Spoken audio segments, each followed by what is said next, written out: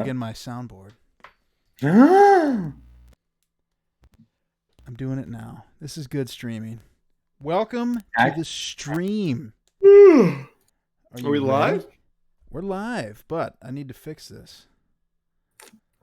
I don't see you online yet. Did I not even follow this? For all of you who listen to Submersion and own an Android device, go to the Google Play Store and download the Podcast Republic app.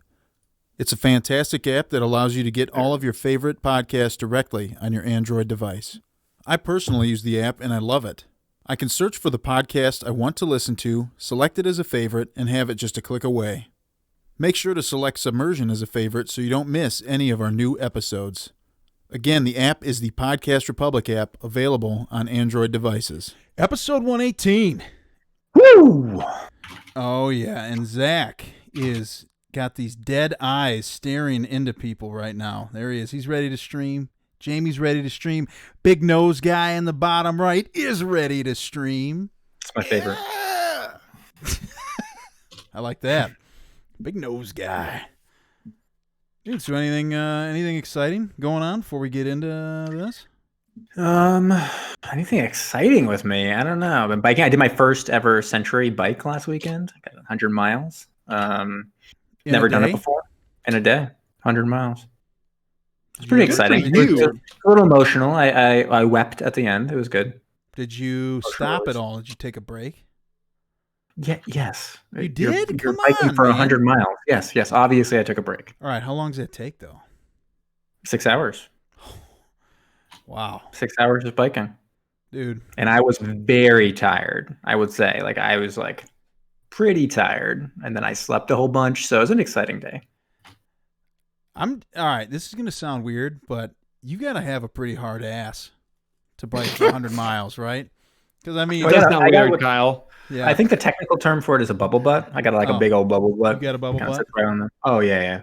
It's just perched right on the seat. And so, yeah, never feel it. Amazing. If he's got the ass blaster, though, he won't have to sit. Jamie just looked disappointed in you when you said that. I'm not sure I understand. I'm sure Really? I've heard that right. You ever watch It's Always Sunny? A little bit, but not like crazy amount. I pick up on the Seinfeld references, not so much on the Always Sunny references. What's the deal with the ass blaster? Well, I guess that would be more Ass Man, right? That's a Seinfeld reference. The Ass Man. Right. Great word. Got it. Wow. So Jamie biked 100 miles. Yes. Congratulations. All right. Thank you tweet for your is service, out. Jamie. Anybody tweet else about my do anything 100-mile fun? bike ride? Might as well. I started work, but Started work. I'd rather just dive into this. Well, we know Alex doesn't do Obliged. anything, so No damn straight. Dive! what began as an innocent conversation among friends would soon spiral out of control and later be referred to by future generations as the eighth wonder of the modern world. Mac East Studios takes you on the journey of your lifetime as your captains, the artist formerly known as Brom, Jamie the Ointment, Kyle El Capitan, and the Gruesome Twosome present Submersion.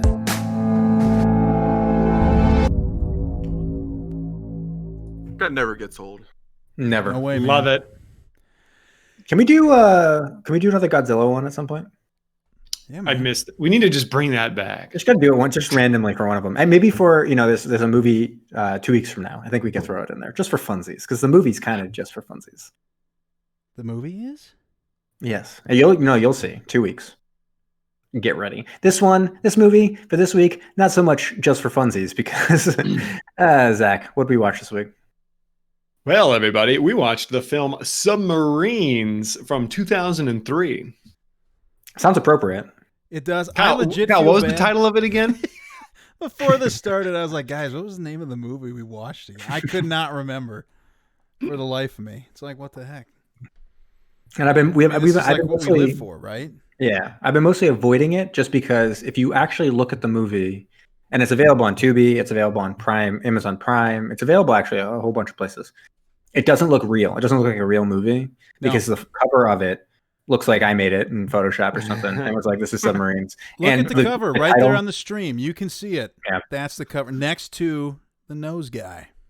Yeah, it does not look real. Nope. The plots, I mean, and as you watch it, it starts to seem even less real as you're watching it. I agree. So I don't know. You guys might be surprised for this one, but I actually enjoyed it. Oh, I can't wait to get this. Wow. All right. Alex has had some, I don't interesting know, opinions. Some had some great reviews.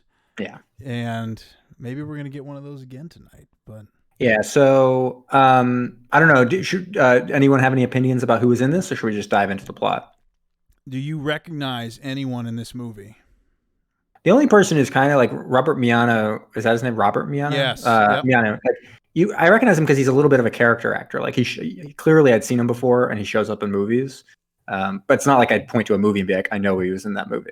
Like I don't know, but I think he's a small character in a lot of major movies. Other than that, I do not. I mean, I did afterwards. I looked up, and the captain, who is, I guess, the main character, quote unquote, if you will. He, I guess, was in Pacific Blue. That was like his calling card. Like Pacific he was like Blue. Yeah, and so he was in like a lot of episodes of that. But I never watched Pacific Blue, so I didn't recognize him. But if you did watch Pacific Blue, so Mario Lopez, Pacific Blue.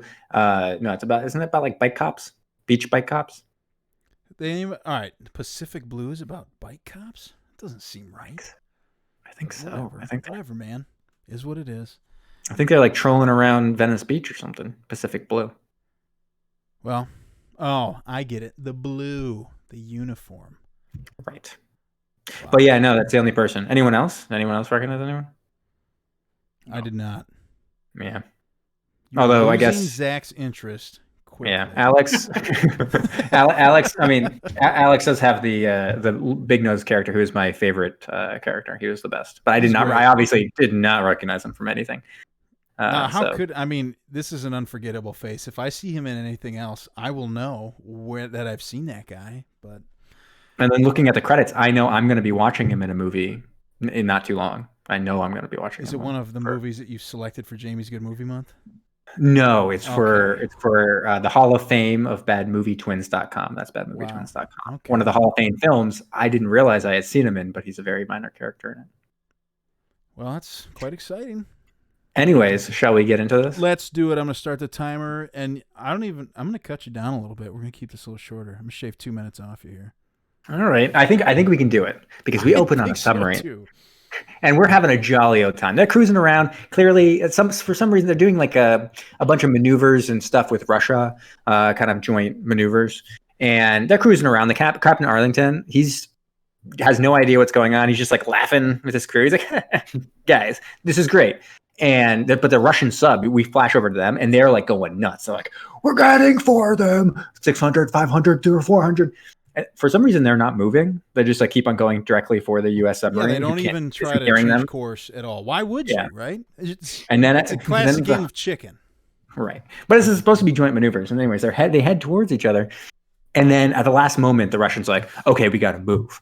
And they attempt to evade too late, and they end up colliding with the American sub.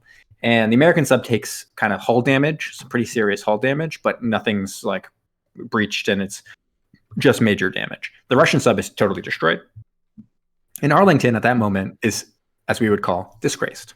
And so they're heading back. They start heading back to San Diego, I guess, or something like that, in order for his court martial. And so meanwhile, we jump over. And at this point, I'm like, this is amazing. We're going to have submarines for days.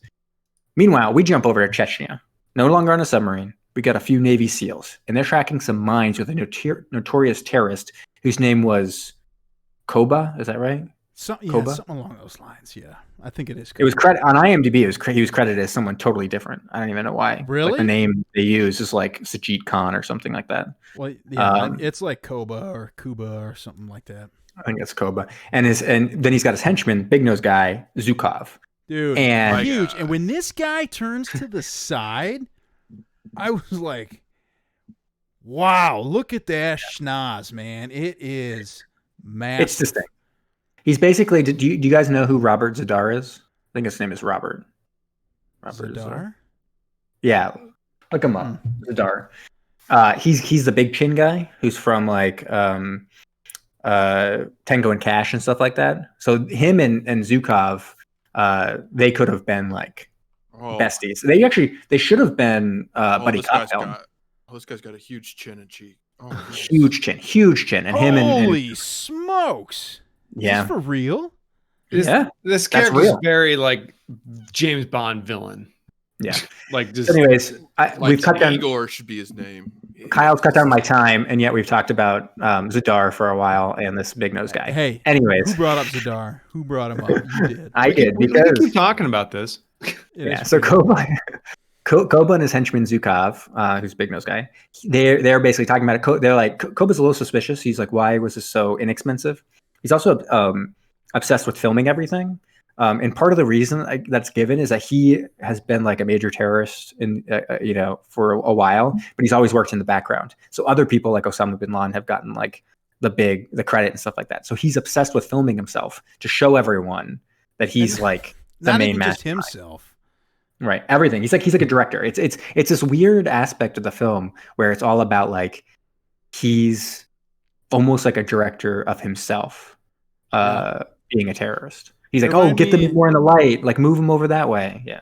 Have you ever seen the documentary, the Banksy documentary, Exit Through the Gift Shop? I have, yes.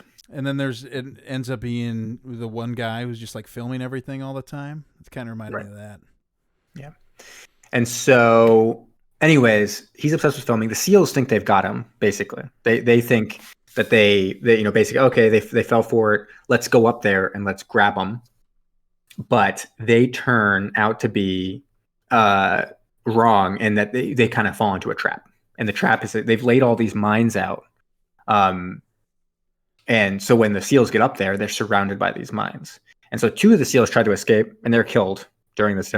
Harrison, which is our main Navy SEAL, he goes into hand-to-hand combat with Zukov, big nose guy, and is able to badly wound him, like cut him in the face. And then he escapes narrowly by jumping out of the building. So they think he's dead, but he's jumped out of the building, hanging onto a crane, and escapes. Now we go back to the submarine. Somehow Harrison is on this submarine. He's like, I just catching a ride back.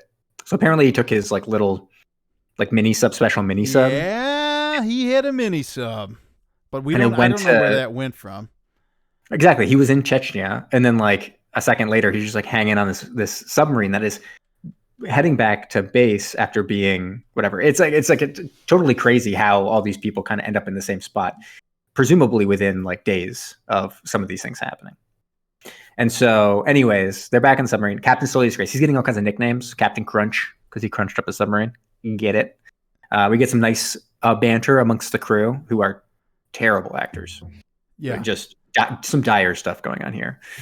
We've got Heather Mitchell, who's a lieutenant, who's kind of taken over a little bit of the command because because obviously the captain is a little bit got a little shine's taken off him at this point. So he needs to get approval from her to do all kinds of stuff because the Navy wants the state-of-the-art submarine to come back no more damaged. So she's kind of like taking care of that. How did she get on here too, right? Because she seemed like she was from HQ and like, all right. Something like that, yeah. Yeah, it was just a really weird dynamic. And also here, now the crew is taken to making fun of the captain. There's a little bit of dissent. He's now being referred to as none other than Captain Crunch. Yeah. And so the XO is pissed at him. She's pissed at him. And he's just like feeling bad for himself. Meanwhile, Koba and Zukov, they take over a submarine. And it's a special submarine. It's not just any attack submarine. It's a Kuda-class attack submarine, but it's got special capabilities. It is stealth. It's got some like back torpedoes or something like that. And most importantly, it's got some cruise missiles. And its code name is Inferno. That's a heck of a name for a sub. Right. Yeah. And it's like this. They kind of know about it, and they basically Manta catches wind of it because for whatever reason the Inferno goes out to destroy a number of tankers in the Gulf of Alaska. It's like the first thing they do is they go out and sink a bunch of tankers, and it's kind of relayed back to everyone, including the Manta, even though they're heading away. that, hey, it seems like this must have been done by the Inferno, that it would just been taken over by terrorists. And so everyone's up in the Gulf of Alaska looking for it in the Navy. And so I think it's part of the plan is supposed to be like they destroy these tankers to distract everyone, go stealth, and then head south for the real plan. So they make it seem like it's just like a regular terrorist attack. But in reality, they have this like grander plan. But unbeknownst to them, they kind of heading near Manta. And so the captain is having the sonar tech kind of check the sonar because he thinks, okay, the sonar must have been screwed up. There's no way I totally boned this thing up so badly unless the sonar equipment is totally junk. And so while he's like testing it, he catches wind of like this phantom signal, this really, really light signal. It seems like a Kula class, but super faint. And he's like, okay, this is it. This is the problem. The problem is that even though something we should hear really well, like in a Kula class submarine, we can't even hear it all. So, or barely hear it. So the sonar equipment's bad. And they go, one last test, we have to dive. And so they decide, okay, we're going to dive against the wishes of the lieutenant and against the wishes of the XO. The captain's like, dive this up because it's dangerous to do this with them all damaged and stuff. And they dive and they still can't really hear the Akula very well. So it kind of, I think it messes with their theory a little bit, or maybe it confirms it or whatever, or in their mind, it confirms that or whatever. But they're like, oh, that's weird. And on the Akula, Zhukov's like girlfriend or whatever. He's got a girlfriend that he really likes. He's like the sonar tech. It's kind of a weird part of the story. Is like Zhukov and his GF. Yeah, like, but I mean, she just randomly showed up out of nowhere, right? I mean, right? Yeah. And you think they were like official, or was this just I think love on a sub? It's a very, very good question. I think they were probably official because I mean Zhukov seems to know his way around the sonar equipment, and she's like a sonar tech. My guess is this has been a long-term thing. They met in college or the Navy or whatever, and they've been together for a really long time. Well, I mean, I think you'd have to, right, to get past that nose. You gotta be like, this has got to be love, right? So I think they're like super in love, like extra in love. Ooh. Probably gonna get married once they get the $1 billion of ransom for not nuking a U.S. city. You know, was it $1 billion? So anyways, it was $1 billion in the last movie too, right? I think so. So anyways, Kuba and Zhukov, they freak out because when the sub dives, they're like, it sounds all weird because it's all damaged. They don't know it's damaged, but they're like, it sounds really weird. And he's like, the tubes are open. They're firing at us. And so they thought they were going to just like quietly sneak away. And instead they're like, okay, fire some goddamn fish right now at the Manta. And so they fire off and the Manta's like, oh, there's like torpedoes all of a sudden. We thought it was like a phantom like signal. Instead we got torpedoes heading our way. Like this is awful. And so they are able to they do countermeasures and able to just barely avoid stuff, but they get the torpedo room messed up. And the communication really knocked out. And we've even got accidents in the torpedo room. Oh my God. Yeah. So first of all, we got a huge wrench scene, major wrench scene. Oh yeah. Let's just lay it out here right now. She picks up that wrench, what's her name? Mitchell, and is doing Morse code with it. And I was like, I don't think I've ever seen a wrench as big as this moment. And I'm really into it. Yeah. And I think to boost the score. Yeah. I think what you're referring to is even the bigger part of it, which is, tell me about it. Well, a couple crew members get locked in the torpedo room, and we have water pouring in. Classic. Yeah. At one point, even a fire breaks out. Right. And what happens? They're being told you need to fire a torpedo. You need to fire one right now. Yeah. And there's an accident in the torpedo room, and a guy gets crushed by a torpedo. Straight up crushed. What's even crazier is they then lift this 600-pound torpedo off of the dude, and he's like spitting up, like coughing up blood, and he's like firing off like zingers left and right after being crushed. Oh my God! Yeah, because one guy has a torpedo between his legs, and he's trying to. And he's like, "We gotta move this torpedo!" And they're like, "That looks like a big old dick." And I was there for it. I was into that joke. Yeah. Because literally, I mean, that's what that guy, he's dying, and he's like, hold on. Straight, he really is. His chest has been caved in. Like, I just gotta fire this last one off. Just one second before I go. Your nickname's Big Dick. Yeah. That was the choking sound of his last words? His own blood, right? That's right. Yeah. Choking on the sound of it. Okay. Right. Yeah, Alex. Good Lord. And so, anyways, they're like, we got to manually load this torpedo. I don't care what it takes. And the guy with a caved-in chest is able to help them lift the 600-pound torpedo into the firing tube. They fire it off. Physically impossible. That was actually under goofs on IMDb. Not possible they could have fired that torpedo, but who are we to complain about that? And it needed to happen. They fire it up. And the Inferno they are totally surprised by this. Because they were like, we totally owned that submarine. They can't possibly fire. Off comes a torpedo. They get their stealth knocked out because it kind of takes off this whole side of the submarine. And the reactor's badly damaged, so they're starting to go a little slower. They were pretty fast before. Now they're much slower. And in response, they launch some rear torpedoes. And Arlington has to dive. He has to dive the boat even further to avoid those torpedoes. And he's barely able to evade them. And at that point, it knocks out the entire front of the boat. All those people in the torpedo room, dead. Heroes. Even the guy who was just like, cracking jokes all the time. Hero. They're sinking fast. And we see probably one of those things that was just like bothering me, but they kept on talking about how deep they were. And they had literally a big sign telling them how deep they were. And the lines they were saying didn't match up with the thing that's on the wall. I mean, there's stuff like that I just thought you can't do that. It just kept on like bouncing up and down. They'd be like, we're at 1,500. And you look at the thing and it's like 1,250 or something. And you're like, what? Come on. Yeah. Get the CGI in there.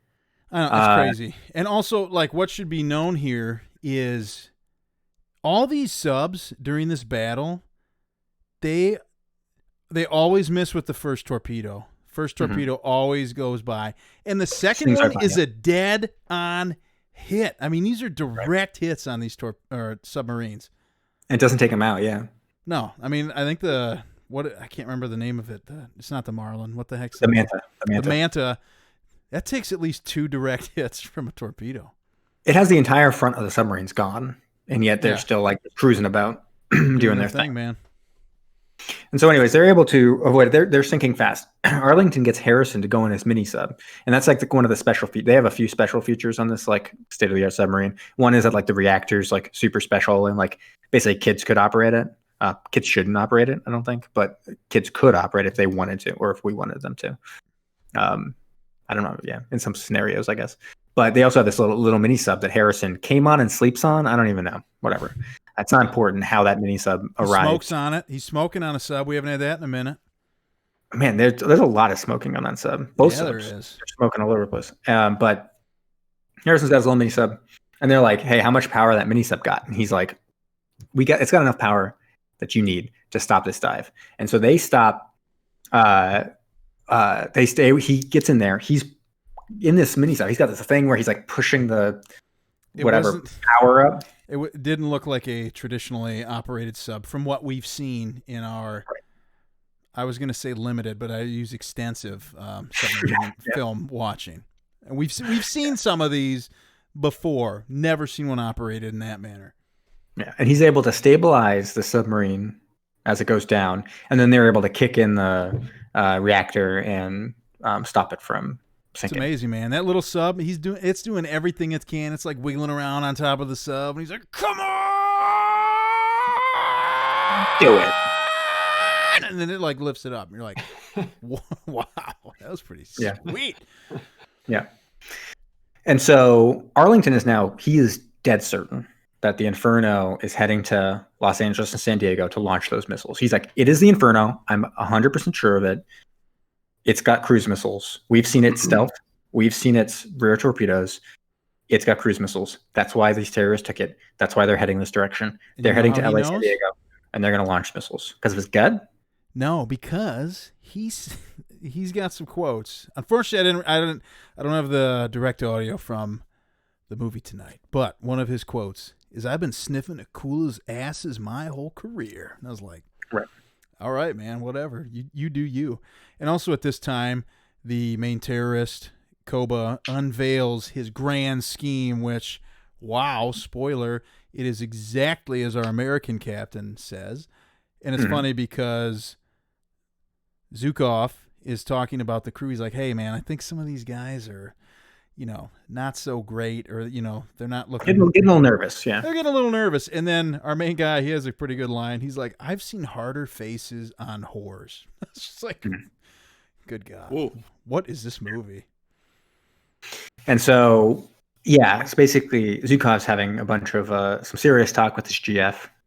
The girlfriend is like not super into it. She's basically like, I'm into you and I'm into the plan in general, but he's got to be a little aware of this crew and the fact that they're all going to mutiny, and we got to be on the same page about this because they're probably going to start coming after us, and either we're going to kill all this crew and not get the money, because what's the only alternative at that point is launching the missiles. You just can't. A skeleton crew, that's the only thing. And she's basically saying, like, I don't really want to be a martyr on this thing. I want to make money and leave with you, and that's that. And so Zukov's like kind of trying to calm her down, but he goes over to Kubo, and it's like, crew's getting a little antsy. And Kubo's immediately like, it's your girlfriend. She's ruining everything. I don't like her. And Zukov's like, whoa, what's wrong with her? Whatever.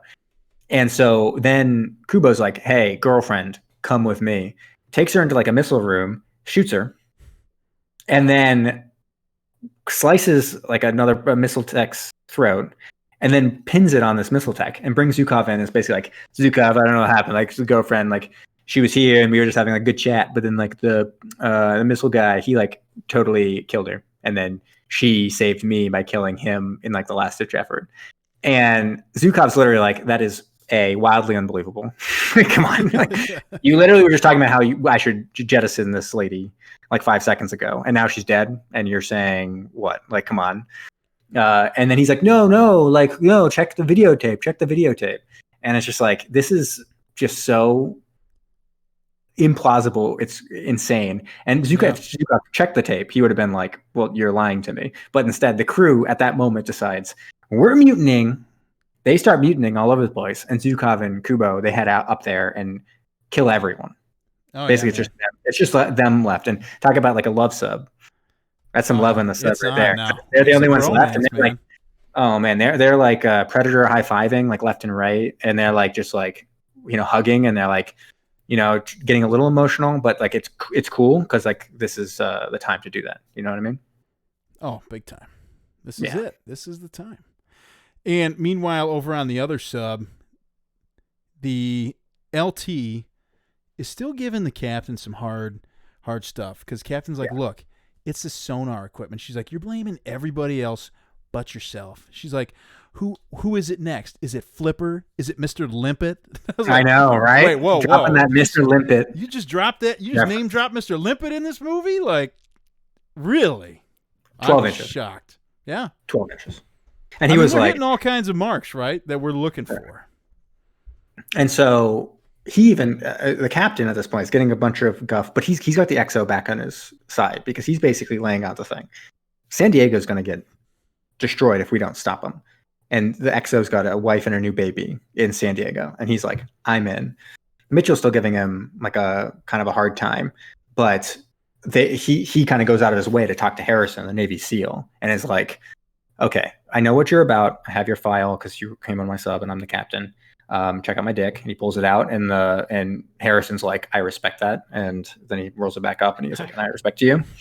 And then Harrison's like, looking at the file, and he's like, and this is the person we're chasing. And it's Kubo, which he obviously knows. And it's like, God damn it.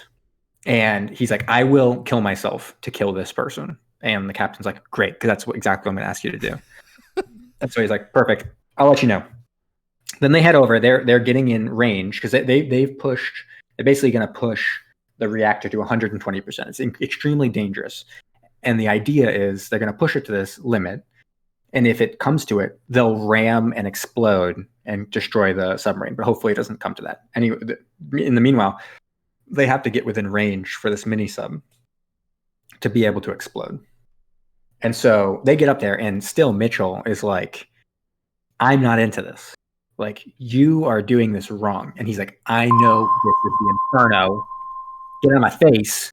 And then they're able to, just at that moment, get the all the communication back up. And they get a thing that basically says, this is what we know about your submarine.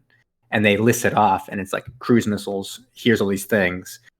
And they basically ID for sure. It's Inferno. It has cruise missiles. They're heading to San Diego. Time to pull out all the stops. So even Mitchell's on board at this point. She's like, got it, into it. And so they send Harrison off. He's had a whole heart-to-heart with the sonar tech too. We find out that the sonar tech, basically, it was his fault. He had kind of had to, at the beginning of the first collision, everything. Yeah, he let the pressure get to him, and basically it was his fault, not the captain's. And basically Harrison's like, well, at some point you got to come clean. And he's like, fine. And so, but he fixes up what Harrison needs, and Harrison goes off, and he's like heading out. And I was like, they better let Harrison be the hero here, because they're literally sending him on a death mission, and he better be a hero, or else this is going to look really stupid when he doesn't sink the submarine and kills himself. But he reveals this giant thing of like explosives in his little mini sub. He like unveils it. He's like, aha! And he's like, like everyone's watching. I know, exactly. And he like gets on the horn with Zukov and is basically like, remember me, and off it goes. And he rams directly into the submarine. Another direct shot straight into it. Yeah. It explodes. Giant explosion. Huge. They're listening, and they're like still hanging, still doing it. And so Kubo's like, they can't kill me, fucking Americans. And then he's like ready to turn the keys and launch the missiles. And he turns it, and he's like, in only 1 minute, we'll be ready to do it. And we just have to wait for this timer to go down. Like, watch the timer. It's really great. And so then basically on the submarine, they're like, this is the last thing. We got the last minute. They're launching. We've got to ram them. They start ramping up to ram. And Mitchell's like, give me one shot. We're not going to kill everyone. Give me one shot. I know I'm like an expert in Tomahawk missiles. I can go down there and I can go into launch even though we're underwater. And they're like, okay. And she goes down there, and as she's like finagling with it, she realizes the only way to get it to launch is if she's in the tube with the missile, and that means she's going to die. And she's like, shit. And she's like, fine. She's like, close the hatch. They do. They launch the Tomahawk missile just as their missiles are supposed to go off. And it totally explodes. Finally explodes. Well, it like jars their nukes, so the nukes are sitting like sideways or something in the tubes. And then when they launch, they just explode in on themselves. Right. And that creates a huge explosion, but the Manta's able to survive it, even though it like damages a bunch of stuff. And then we get a final scene where he's like walking through the submarine, the captain. He's been, presumably, he's still waiting for his court-martial since the sonar tech hasn't really come clean yet. And so he's kind of looking around. He's like, well, end of my career. He's collecting kind of like these memories along the way. He pulls out his dick for one last moment. He kind of like sits there and looks at it and goes, well, it's time. And then the sonar tech comes and said, basically, he's like, I have to tell you something. And we get a final scene of them walking arm in arm away, presumably, to the court-martial together, where the captain will throw that sonar tech under the bus. He should. Probably. I mean, really, you have to be kind of cool under pressure if you're going to be like a sonar tech. Yeah, you would think so. Yeah. And that's the end. That's the movie. That was an entire movie. Bam. Whole thing. Beautiful. Beautiful. Right? Maybe. So we just assume that radar tech's going to come clean, right? I think so. I think because Harrison, who's like a hero, told him to, he's probably going to do it. Dude, what if he just pins it all on Harrison? Oh, that's a good idea, actually. I'd be like, that's weird. Harrison thing. Wasn't on the boat yet.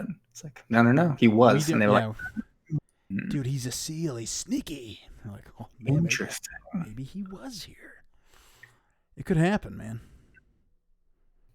All right. Who wants to go first with reviews? Not it.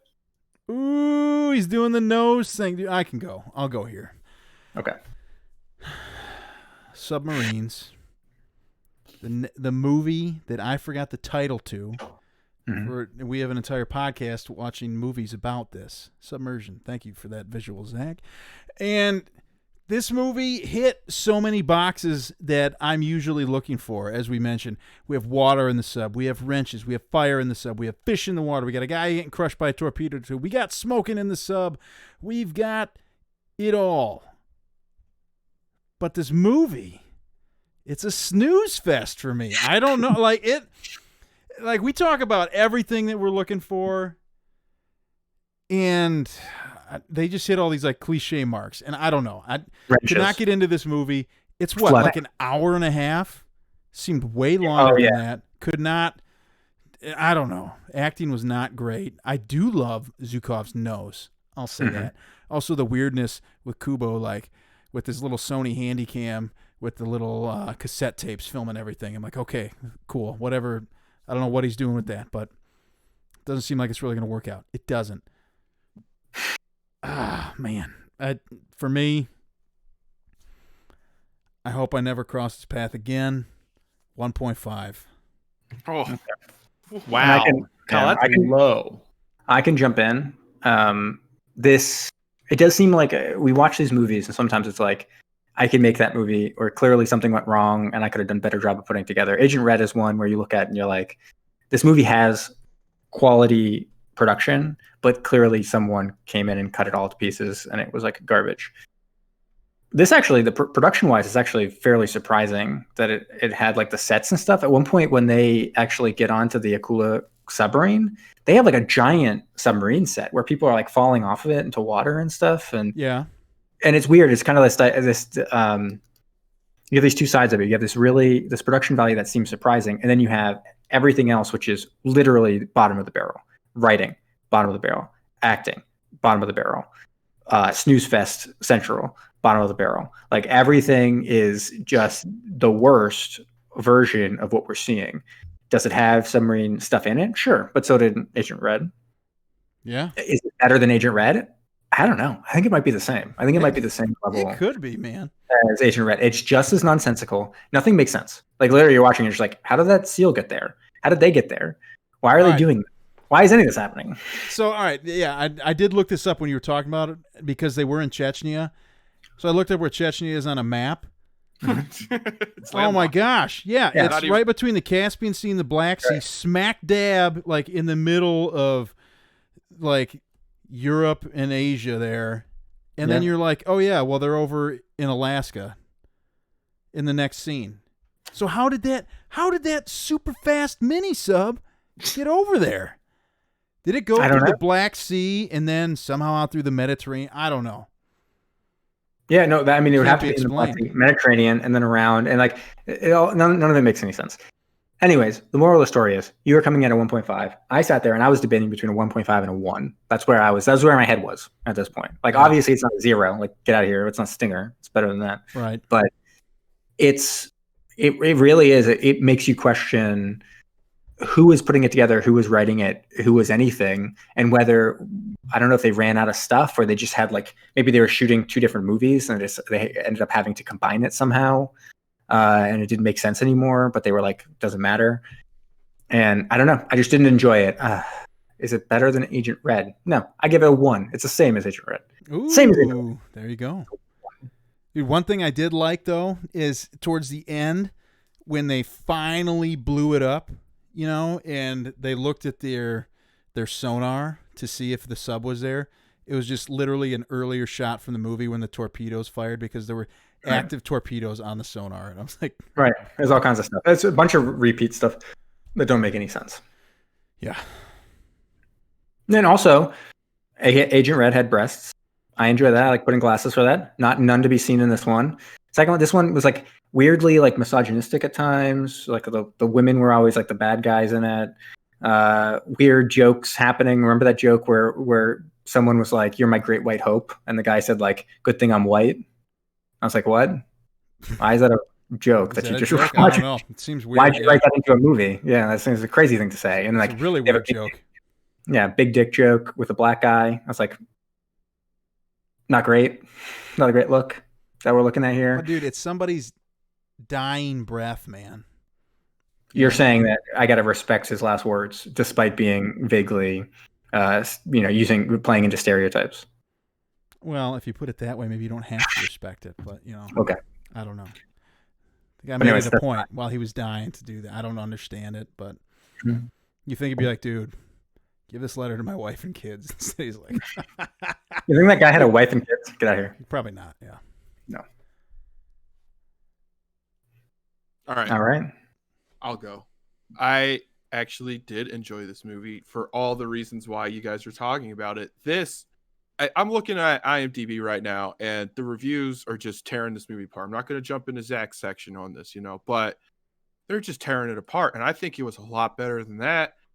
I loved seeing the submarine's durability. Who doesn't love that?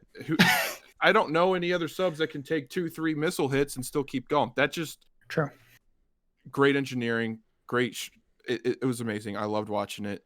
Zukov was probably one of the best characters I have ever seen from a movie, like a sidekick bad guy. Like, why was he really there to begin with? I don't know. They didn't really do a very good job at the backstory, but we just know that this guy has got a hell of a nose and he likes videotape and stuff. And, I kind of like noses and videotape and stuff too. So I could see myself being a Zukov, I believe you're kind of taking on his whole persona now. I really am. And he's a little dumb. So am I. So it works out perfectly fine. You got that big scar in your eye, right? Not yet, but I can. The giant scar in your face. Oh my God. But as you said earlier, both of you, like it is checking a lot of boxes for what we're looking at submarine movies. And for this month's worth of movies, Jamie, I think you really nailed it. This is really a good movie. I'm gonna appropriate. The mini sub was cool. I loved how it had enough power to just steer and save the regular submarine like it was no big deal. Right. And the second opening scene, because like there's the first one where they were doing the war games and the incident happened, but then right after that, when they were actually in Chechnya, that reminded me just like something that would be out of a video game. That whole scene was all like an opening scene to a video game. I felt like I don't have one in particular, but I'm just saying like that could be a scene. 3 SEALs trying to go in and stop a terrorist, and only one lives and escapes in a mini sub. Like I thought that was pretty cool. And they also had some pretty accurate Russian weapons from what I could tell in the background too. So I was not mad about that at all. Now, when it comes to the rating, I think this is better than Atlantic Rim that we watched a couple weeks ago. So I got to give it higher than Atlantic Rim. So I got to go 9.9. Wow. Makes sense. Wow. Yeah. Loved it. It was really fun. You think anybody could match the energy of the main character from Atlantic Rim? Do you remember the way he described that fight, man? That's true. With Treach. It was unreal. Treach might come up later in my trivia. Uh-oh. I was going to say, how do you remember that name?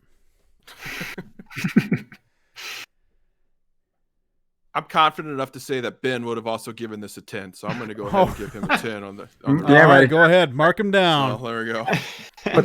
He loves this type of shit, doesn't he? Oh, for sure. All right, we got one guy left. All right, twosome. Okay, sit back, relax, pour yourself a nice warm glass of milk, and listen to this. I must say I was going to give this movie probably a 2-ish, but Alex's dynamite review highlighting it was truly as if the peaks of the mountain were hiding in the clouds, and then the clouds moved away, and I'm like, oh, this movie is good. So much submarine action. Talented attempts at acting. And the fact that high schoolers made this is just amazing. And I'm just blown away by their effort. This is just, I knew, not to toot my own horn, but I made some movies in high school, a few times. And wow, these guys, they must have used Microsoft Movie Maker. They did a hell of a job. So I'm going to bump that up from a 2 to a watchable 4.5. There we go. Wow. There we you go. Hell yeah. Hell yeah. Kyle, maybe we should revise ours up to 10, so this is the highest rated film we've ever watched. And then everybody's like, wow, these guys Submarines. love this movie. Yeah. These guys know sub movies and gotta watch it. Right. Unreal. Well, with Alex and Brom with, a 10 and a 9.9, I mean, Right. Crazy. Brom, if you don't want that score, speak now. Okay. It All was right. pretty cool because the lady also sacrificed herself at the end. You don't really see that, so pretty cool. Very true. What's one other movie right off the top of your head where a female sacrificed herself at the end of the movie? Jurassic Park. What? No. I'm like, wait a minute, what? Yeah, I was like, no way.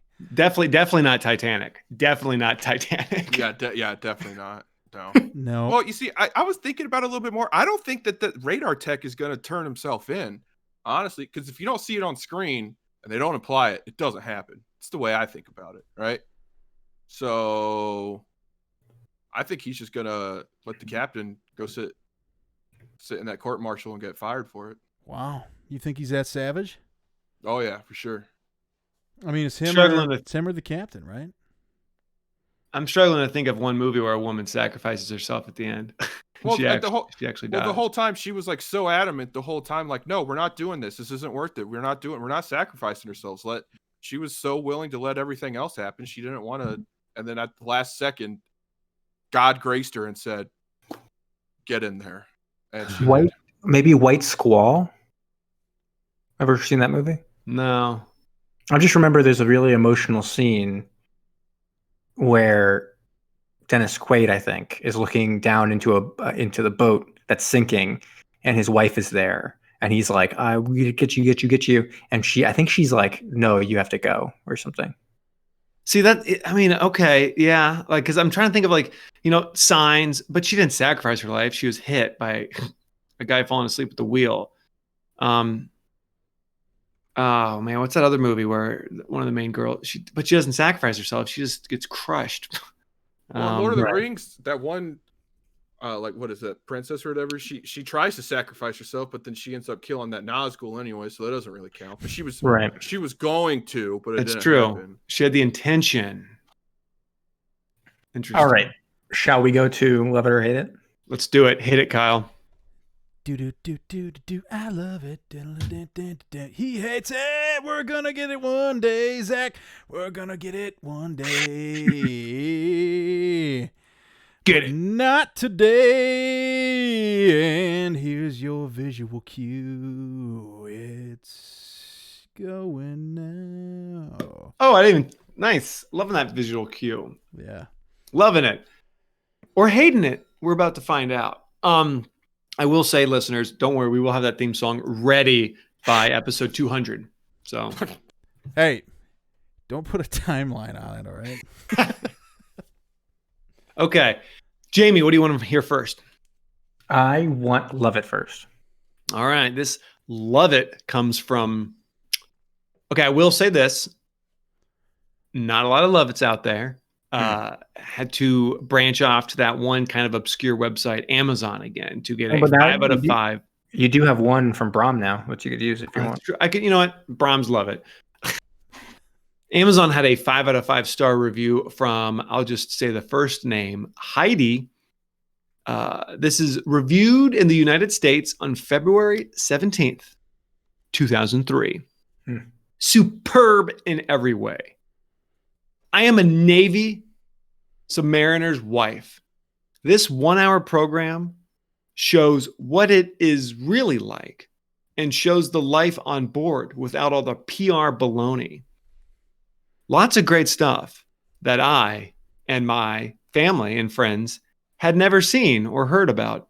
A dramatic story also. It had me in tears. I am proud of my husband and others like him. 5 out of 5. Dang. You Hey, could say that about a lot of movies, though. To be honest. Yeah, but was she confusing it with some other movie? That's my only question. Hard to tell. She said an hour program and that it was very accurate to life on a submarine. True. Still counts. All right. Hate it. This comes from DGL119916, February 2011. Tanks are not all that blow on this boat. That's it? I like it. No, here as a title. Oh, okay. Calling this movie crap would be doing a disservice to crappy films. This is horrendous. From the very beginning, you just know it has no direction and no soul. This is right out of the Chuck Norris school of unbearable right-wing good versus evil movies. This makes Delta Force look like Saving Private Ryan. Illogical and poorly constructed plot, typecast pretty boys with no acting skills, but fit the costume. The Titan Zukov, pretty boy. Oh, a hot, tough woman who shouldn't even be on a submarine. With an even worse bad girl counterpart. Bad accents and models of submarines that looked like a 13-year-old built them. This piece of rhymes with hit screams direct-to-video low budget where Silk Stalking's production value meets ridiculous and inaccurate military thriller. Boring, dumb, nonsensical, stupid. Oh, and great title, Submarines. Really well thought out. No amount of weed or alcohol could make this trash watchable. Disagree. Periscope up, thumbs down. Wow. I like that. My gosh. Well, the title of this is more appropriate than last week's movie, right? Yeah. Depth charge. Depth charge didn't even happen. And while you were doing that, I thought of a movie where a female actress sacrifices herself. What'd you find? Star Wars: The Last Jedi. Oh, Remember? God, you're right. And I hate that you thought of that. Yeah. Sorry, dude. Shit movie. Zach's upset. Anyways, should we get into some trivia? Let's do it. All right. So the only real trivia for this was that it listed as taking stock footage from Agent Red, which itself took stock footage from a variety of other films. So we're on the action film food chain at this point, right? And we're at the bottom of it, right here. This is the bottom. It's eating Agent Red. That is like pretty bad. That's low. All right. So this was directed by David Douglas. He was a special effects designer before briefly trying his hand at directing. Before this, he directed For the Cause, starring our beloved Dean Cain.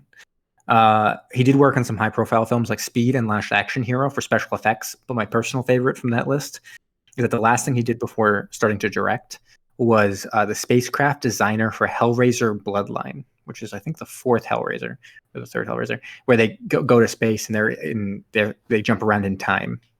So they're like in like the 1500s or something, and then up in space and all kinds of stuff. It's a crazy movie. The writer was Kevin Moore. This was the first thing he wrote, and then he did a series of straight-to-video and TV movies. Probably the biggest one is Today You Die. It was a Steven Seagal and Treach vehicle, Treach being from the aforementioned Transmorphers film. Or sorry, Atlantic Rim. Transmorphers, come on. Yeah, it's the same. Atlantic Rim film. So two of our favorites, Steven Seagal and Treach, in one movie. And then after that, he kind of faded away and hasn't written much recently.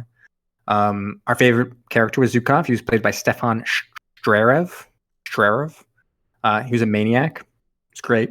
I'm going to be able to watch him soon because BMT Hall of Fame coming up, and we've selected The Legend of Hercules, starring Kellen Lutz. Anyone see that one? Nope. Have not. Well, that one. Well, now with Stefan, our boy Stefan is in there. You better check it out. And then, as far as I can tell, this is not mentioned in the book Real Bad Arabs, which I brought up before. It's basically a book that details how Hollywood kind of uses Arabs as bad guys in very stereotypical ways, despite the fact that the main bad guys in this are referenced later to being Afghani, I think, and that being the angle for their terrorism. They talk about how they beat the Russians in Afghanistan. So it seems like they're Taliban of some sort or something. I don't know. But It may not have made the book just because it's kind of very small film and also offensive in other ways, as described before. And that's what I got. And then quickly, we can do some Phantom Zone.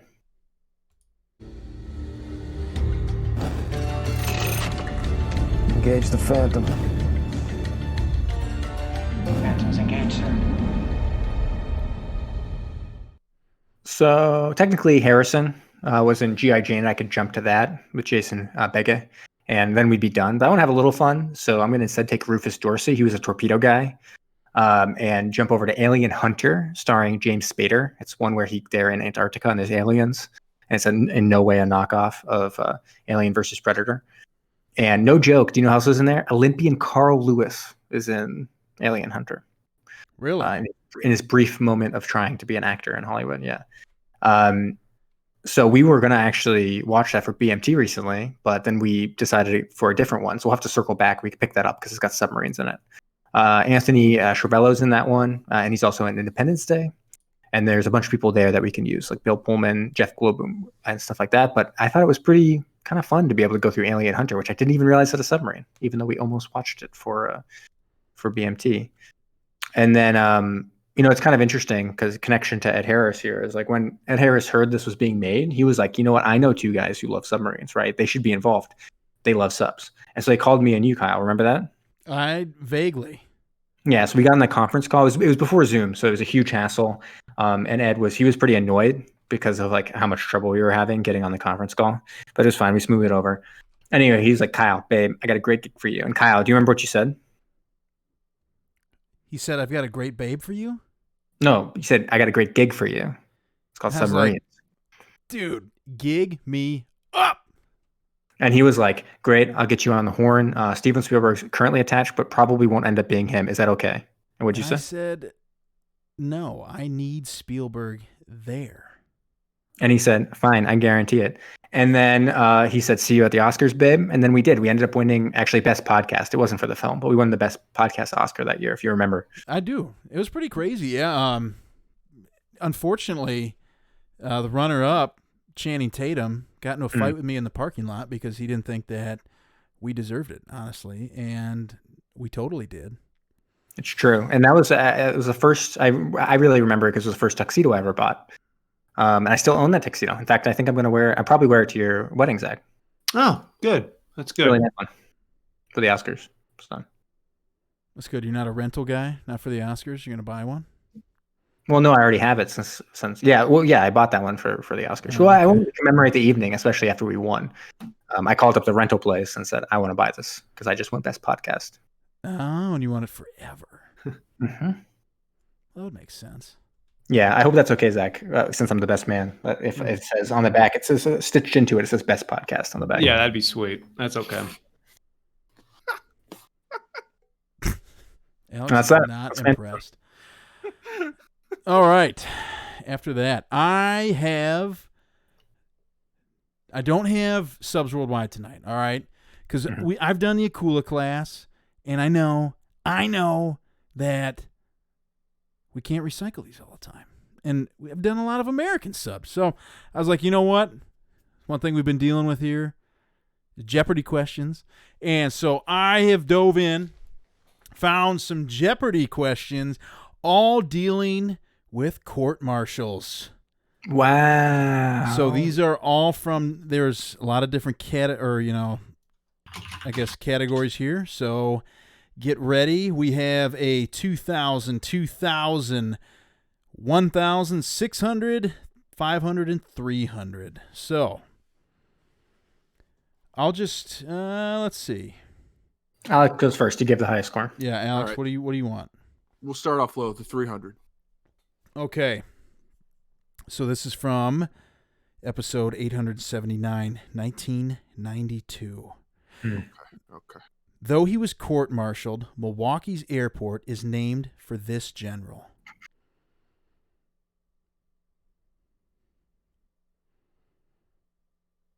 Dead air.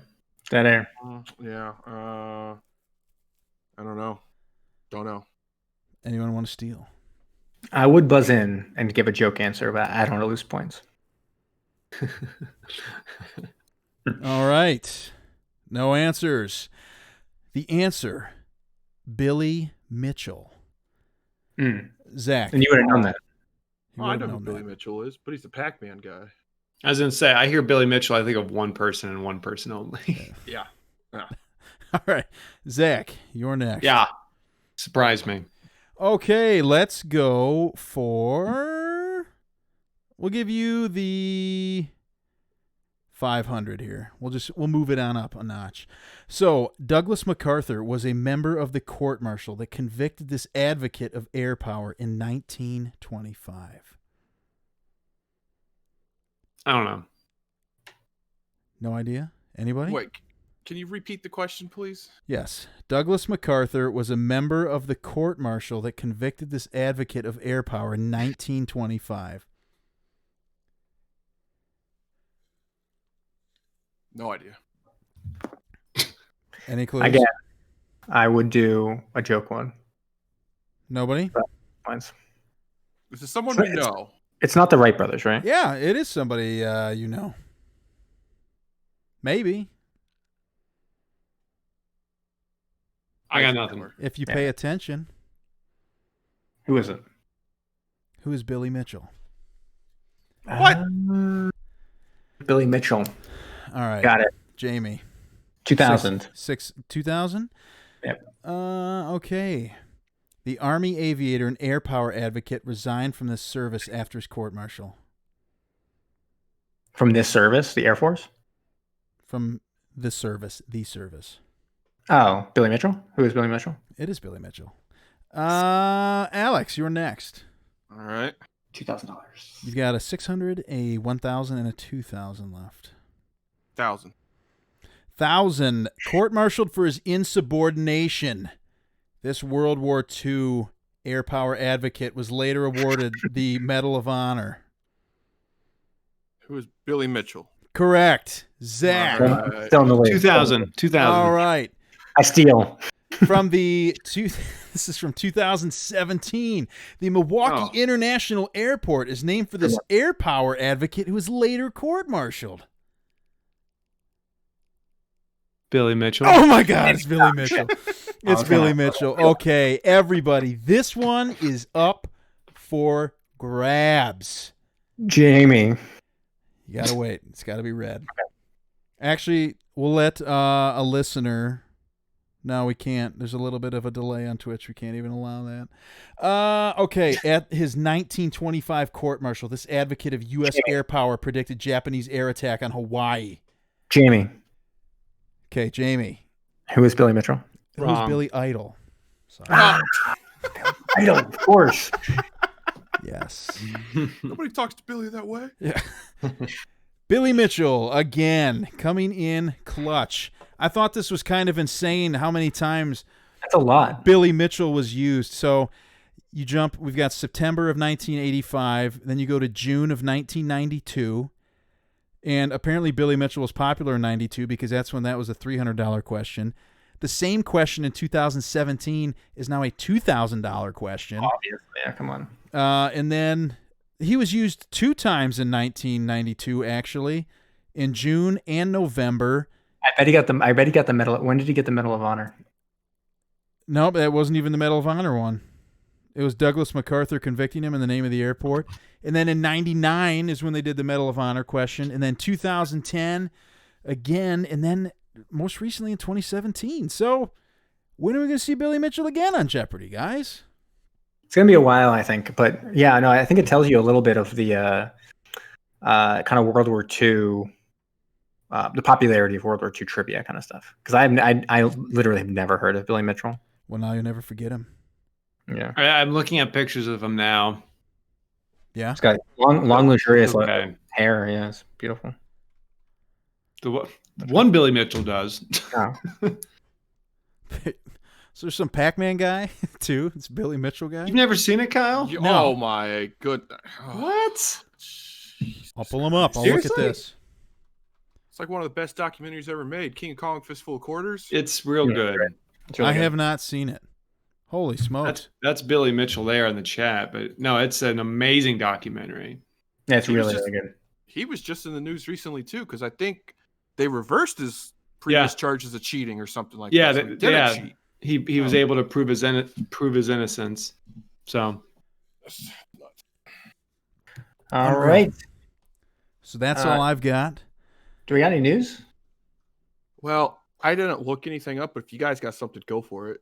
I usually look at submarine films. It's been a little while since I've done this, but I usually just Google submarine films. The only sub This is news I have excellent podcasting. It comes from Subway, just because Coach Bill Belichick did a couple of That's Subway true. commercials. That's all I really got. So if you like football and you like subs and Subway, go check that out. I'm sure they're pretty good. Subway sounds amazing. Yes, it does. It always sounds good. No, it's so good. I never had dinner, so I'm like hungry. You didn't have dinner? Right. Dude, it's like 10 o'clock your time. I mean, I'm not going to eat anything. I was going to say, at this earlier. point, you're pretty much, Today was like a minimal day. Hunger strike because of work or something, or what? No, Oh. I just have minimal days sometimes. This is one of them. Just a smoothie. So, no, I do not have any submarine film news. All right. There we go. That is.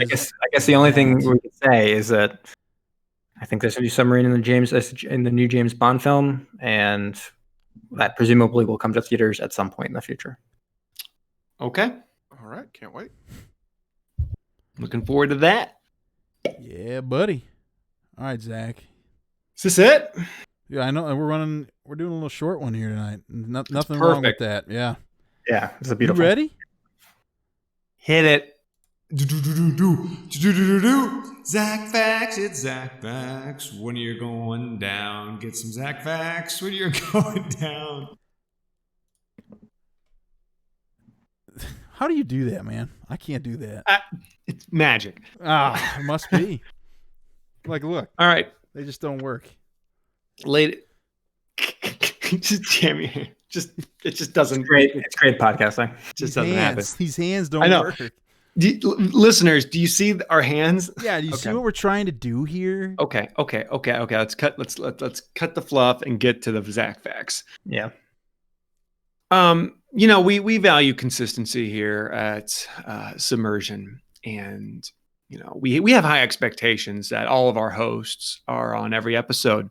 Mhm. So, with that being said, today's facts are brought to you by Ben.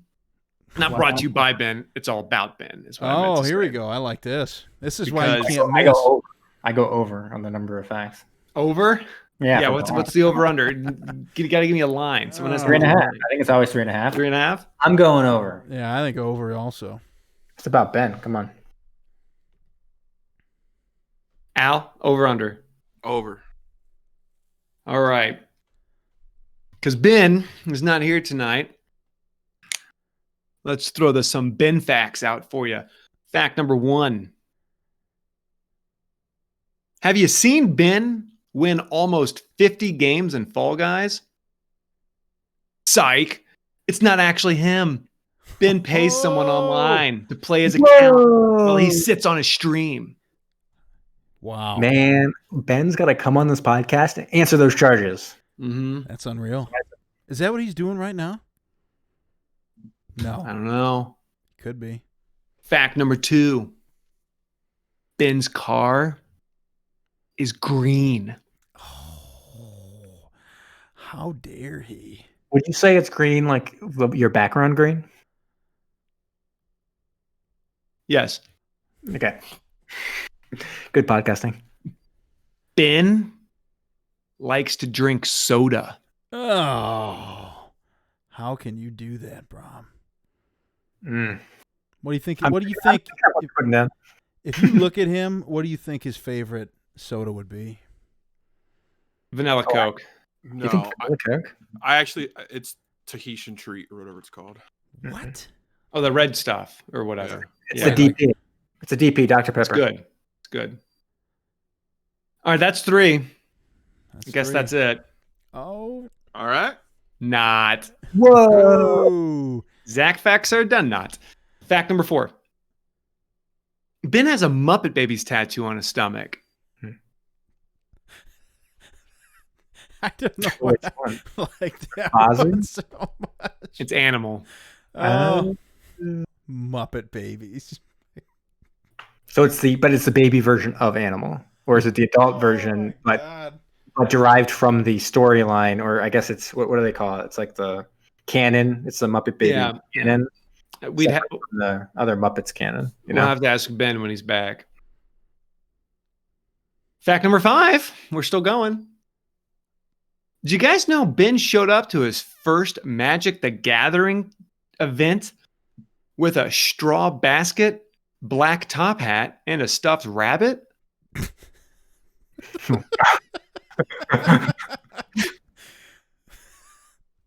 Thought he was gathering magic stuff. Got it. I got it. I liked it. I like it. I also enjoyed it. Because I understand it. Yeah, because I get the joke. That's why I like it.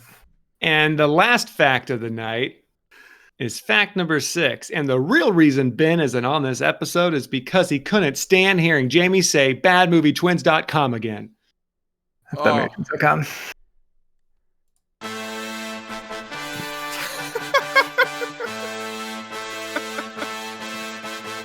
Thank you for listening to Submersion.